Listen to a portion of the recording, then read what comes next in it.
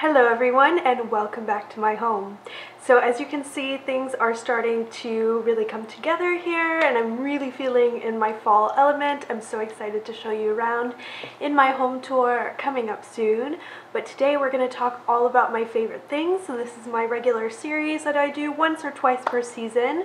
So this will be the kind of early fall version, and then I'll do a late fall or early winter version probably in about a month or so. So here is everything that I've been absolutely loving. I have been having burgundy dreams practically. I am so in love with everything from the wine color family actually worn together. That's a new part for me. I've always loved burgundy. I am 100% on the jewel tone bandwagon, and it makes me laugh so much when all the magazines pretend like that is a brand new thing every year, but really it comes back around. And so everything in that color family is also a really good investment style-wise for your wardrobe. What's different for me this year is that I'm actually wearing different shades of dark red, wine, and even eggplant all worn together, kind of ombre effect. And I usually do that more in the spring, where I'll combine different shades of pastel to kind of break it up and make it more interesting, like lavender and blush together, things like that. So for the first time this year, I'm doing that more with jewel tones and wearing them together, especially if they're kind of in the same family. So I'll give you an example.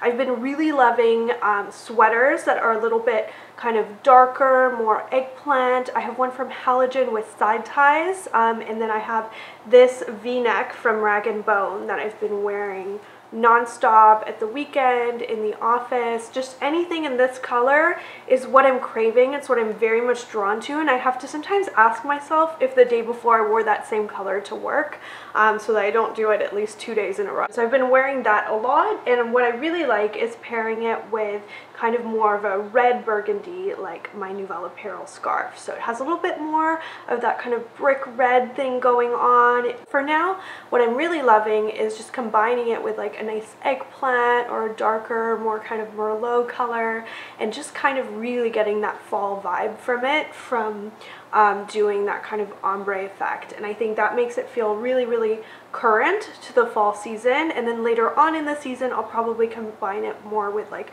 blacks and grays and greens to be more festive. So I have only a few of these left out of my first batch of scarves. My black scarves are totally sold out from the first batch, and I am taking pre-orders now from the second and final batch that I will be getting for the holidays. So thank you so much to those of you who've been really enjoying my Nouvelle Apparel scarves. I think this might be by far my favorite batch that I've ever done. No surprise, given how much burgundy I've been wearing.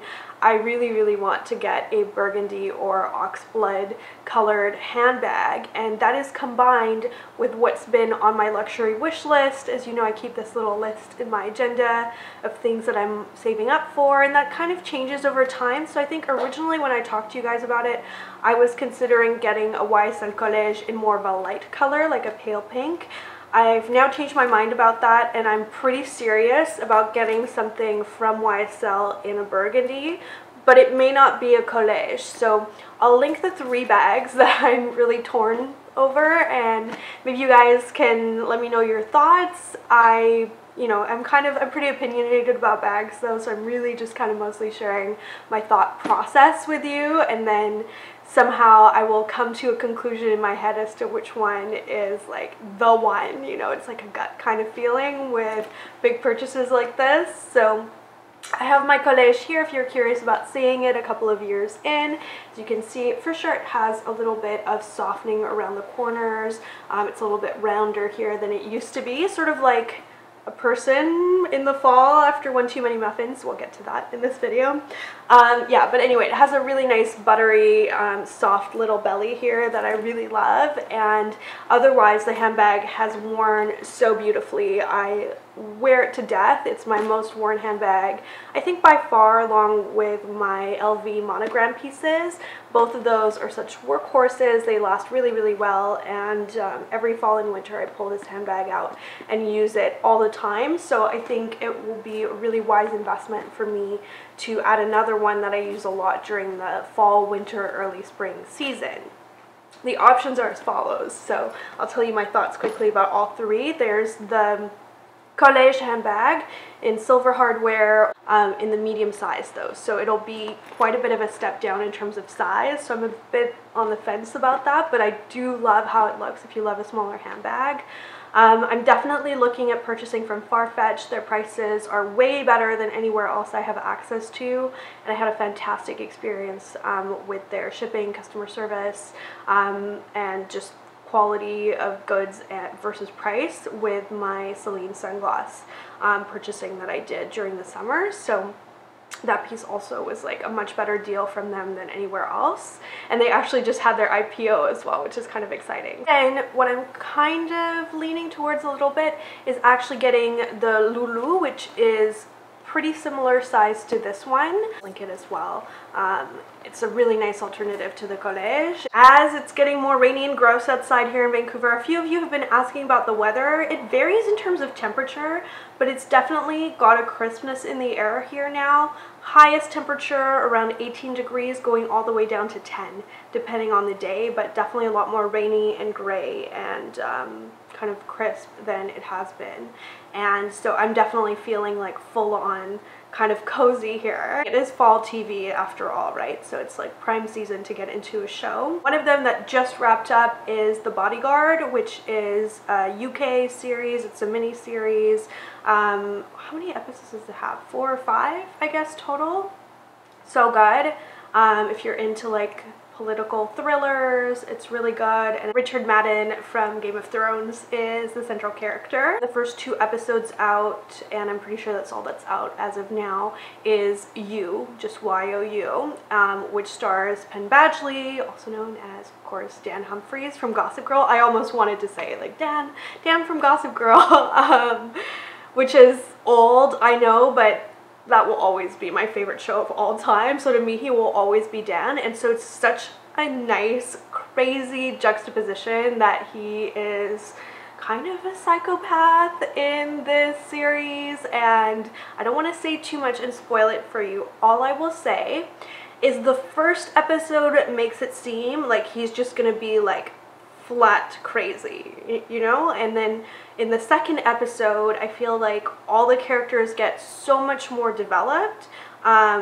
Shay from Pretty Little Liars is in it too, and you just start to see a lot more of all the characters psychologically in the second episode. So if you feel like the first one's a bit cliche, then definitely watch the second episode too, because I can tell it's going to get so much better, and it's not getting a lot of buzz, which is scaring me because I really want it to keep going. I don't want it to get canceled. And then the third show that I finished watching and loved on Netflix is Good Girls with Christina Hendricks. So funny. It's a dark comedy. If you like Breaking Bad or Ozark, second season of that is out too.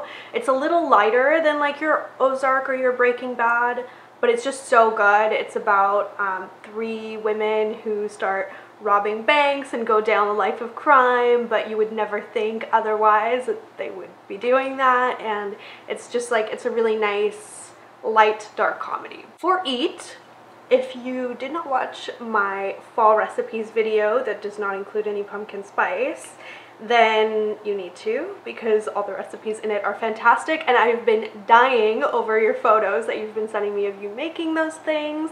I think they've been replicated really well from the photos that I've seen. I think they're all 3 of them are pretty easy to make, and maybe things that you haven't tried before. For the muffins recipe, the original one that's in that video is pear walnut. This is the same muffin base, but it's raspberry walnut, so same ground walnuts. Like I said in the video, the combination of the spelt flour, which is really healthy, nice, and will keep you full, with ground walnuts makes it so moist. It's got yogurt as well, so it's a muffin you don't need to feel guilty about. You know, it's not like gluten-free, like super crazy healthy, but it's not very sweet, not very sugary, but sweet enough and like cakey enough to feel like a treat. And I really love this base, and it's so easy to make. So just sub like any kind of berry for the pear, and it works out really well as well. The other thing I did differently for this batch, which makes them a little bit more spicy and interesting, is to add a little shake of cardamom. Second food item, we have 3 this month. I know, I haven't done one of these videos in a while. I'm getting excited, forgive me. Nando's peri peri sauce. So we're going down a Costco tunnel now, like for the next 2 items. The first one is this medium peri peri sauce from Costco. Oh my god, this is so nostalgic for me because in England Nando's is way more prevalent than it is here. We do have a few in Vancouver. First of all, I think it's not as good here, and second of all, it's just something I ate a lot as a student because it wasn't super expensive, but it was still like a nice meal out as a student, and I would get like a quarter chicken with fries and the medium sauce. So that I found this at Costco was like super exciting. If you've never tried it, it's not a world away from Frank's hot sauce in that it has more of like a sour hot kind of flavor, and it's not like crazy spicy. It's a little bit less spicy than Frank's. And it's actually made with a pureed lemon base for the acidity and these African bird's eye chilies. The other thing that I've been hoarding is these Giovanni Rana ravioli.